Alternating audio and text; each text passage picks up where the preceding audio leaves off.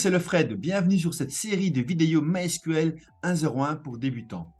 Dans cette série, nous verrons comment installer MySQL sur différents systèmes d'exploitation et ensuite comment interagir avec le serveur de base de données et finalement comment gérer MySQL au quotidien. Allons-y. Et donc aujourd'hui, nous allons installer MySQL Shell pour Visual Studio Code. Visual Studio Code est un éditeur très populaire chez les développeurs qui est créé par Microsoft.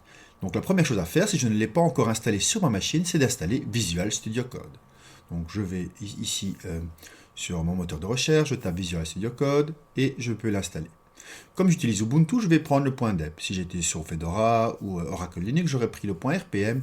Et bien sûr, sur Windows, il m'aurait proposé une autre version, ainsi que sur macOS X. Donc là, le téléchargement de Visual Studio Code s'effectue. Et je vais l'installer en utilisant le paquet software de Ubuntu. Je mets mon mot de passe pour l'installer sur le système. Et voilà que j'installe Visual Studio Code.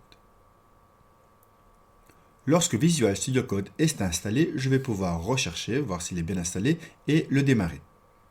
Donc on voit ici Visual Studio Code est installé sur ma machine et je le démarre. Le premier écran, j'ai quelques questions à répondre très rapidement. Voilà. Je dis c'est bon.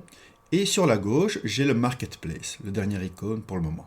Là, je recherche MySQL Shell et on voit plein d'extensions MySQL. Et je recherche l'extension officielle MySQL Shell par Oracle.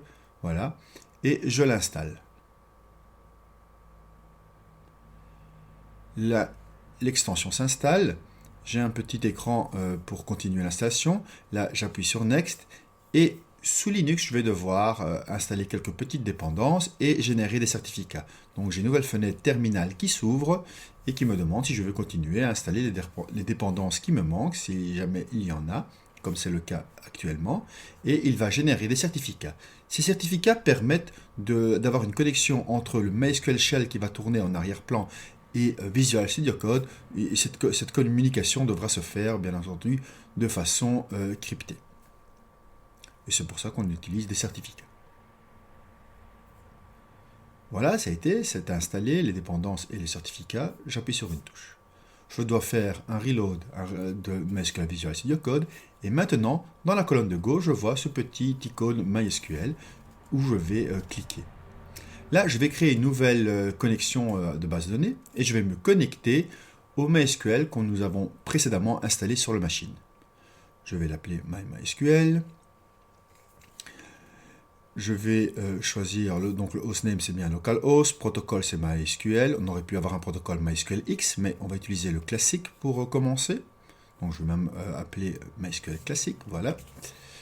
Port 3306, le username, je vais utiliser root actuellement, même si ce n'est pas toujours ce qui est bon pour quand on va utiliser une application. Et je lance MySQL classique, voilà. Ici il me demande le mot de passe, donc c'est le mot de passe que nous avons ajouté lors de l'installation. Voulez-vous sauvegarder le mot de passe? Oui. Et nous voilà connectés maintenant dans Visual Studio Code à notre serveur MySQL. On peut tester, je vais faire Show Databases et on voit que nous avons les schémas qui sont par défaut dans MySQL. Je peux bien entendu utiliser le GUI pour voir comment ça se passe ici. On voit les schémas sont là. Information Schema, Performance Schema et 6. J'ai rien d'autre de créé pour le moment. Et j'ai aussi MySQL Administration, où je peux avoir les serveurs status, donc qui nous donne des informations sur le serveur. Donc c'est assez intéressant. Et on voit bien que j'ai MySQL Community Server 8031. Et nous avons aussi le Performance Dashboard qui est vraiment intéressant à voir. On a des informations sur notre serveur. Si j'appuie sur Performance Dashboard, j'ai les informations sur les statuts de mon serveur. Network, status de MySQL et status d'InnoDB. Des informations assez importantes et précises. Donc, nous utiliserons MySQL Shell pour les prochaines vidéos. Merci, au revoir.